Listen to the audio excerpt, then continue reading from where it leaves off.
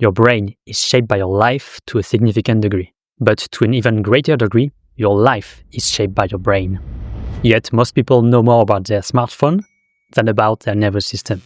And I would argue that not knowing about your brain is like trying to drive a very complex vehicle without knowing how it works. There might be very helpful buttons that you don't even know exist, like neural pathway that could be beneficial to you, but that you're not activating. And there can be mechanisms that works against you without you realizing it, adding friction into your life. In this metaphor, neuroscience is like the manual of that vehicle, the key to understand how it works, how our experience, our thoughts, our emotions, our behavior work. So in this way, neuroscience isn't just academic, it's personal. Neuroscience concerns us all. And if you click this video, you probably already know that. But there's no reason to stop at just understanding the brain. Neuroscience can be a tool. When we start to use the manual, instead of just approaching it as some kind of interesting knowledge, and we apply neuroscientific insight in our lives to our own unique brain, in my opinion, that's the real power of neuroscience.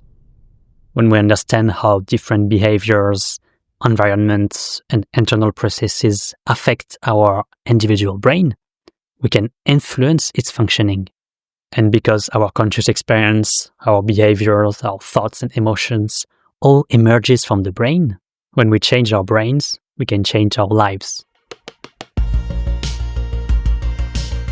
Welcome to Neurorama. This is the Beyond Neuroscience series, where we bring neuroscience to life. Today we will kick off the series with a very simple and concrete way that you can start to use neuroscience in your own life. But first, I'll briefly introduce myself. I'm Loan Olivari, a French neuroscientist, but most importantly, I'm a human being who tried to thrive in life. During my training, I spent years studying neuroscience, so I gathered a lot of knowledge. But the most powerful insight only came when this knowledge met with real-life experience. It came from seeing neural mechanisms at play in real life, inside myself and others. For example, seeing stress, motivation, pain, focus, this kind of stuff. This approach transformed neuroscience from interesting pieces of abstract knowledge to enlightening and empowering lived experiences that I would like to share with you in this series. Let's start with current neuroscience content. There's a lot of great neuroscience material, for example, Andrew Huberman's channel, but most of what's out there is lab-based, control abstract knowledge. And it has to be that way because it's science. Like, it has to be in a very controlled setting, a very, in a way, unnatural setting. And it's good because it allows us to identify certain patterns that we could not see otherwise. But it's limited, especially if we want to apply this in our own life. There is a lot of variability amongst human beings. And so something that has yielded a significant effect in the lab on a group of people on average might not be significant for you in your own life with your own unique brain. I think that this is what is missing from most of the neuroscience content out there. Real life application. So now it's up to us to apply this knowledge and to see whether it actually works for us in our lives. And that's what Beyond Neuroscience is about. An exploration of how to use the manual, neuroscience, to help us drive the vehicle, our own individual brain. So let's get to it. Here is the technique to apply neuroscience in your own life. It's very simple, but it's also very powerful, so don't get misled by the simplicity of it. In a nutshell, you have to do experiments.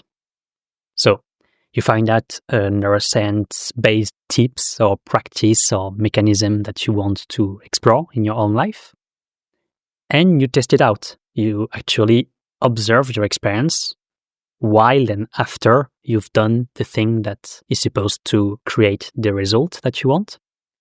And when you do that, when you observe your experience in real time, you get an insight into the activity of your brain because your experience reflects your brain activity. as it emerges from it.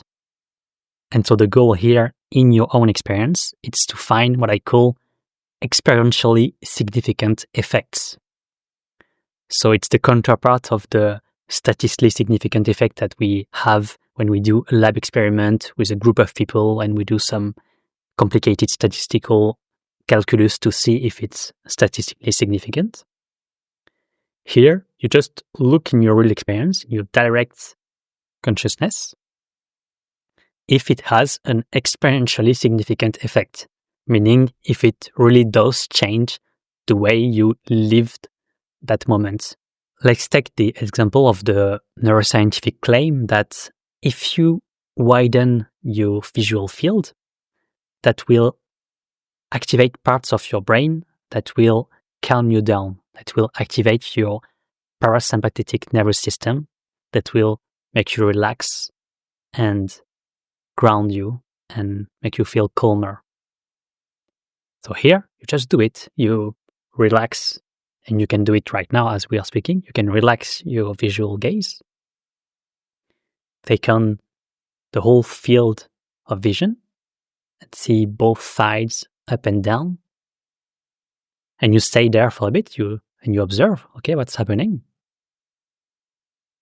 And maybe you start to breathe deeper. You start to relax your muscles. You start to indeed feel calmer. And if that's the case, and that might not be the case for you at this moment in your life, that means that this claim works in your own life, that you can use this neuroscientific knowledge and this brain mechanism to influence your own experience. And to finish with the technique, there are two important notes. First, sometimes you will have to do the experiment multiple times to gain certainty. Because in real life, as opposed to in labs where it's a controlled environment, meaning that everything is held still, everything is made equal except the things that you're changing. In your life, there are many factors that are at play.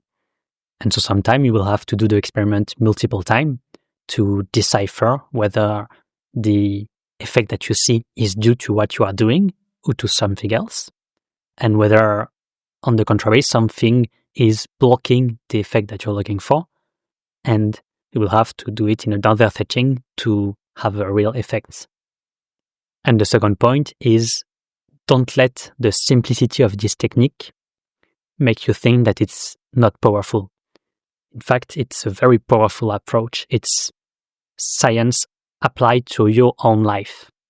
That's how you know whether something actually works for you. So use it and you will get great results.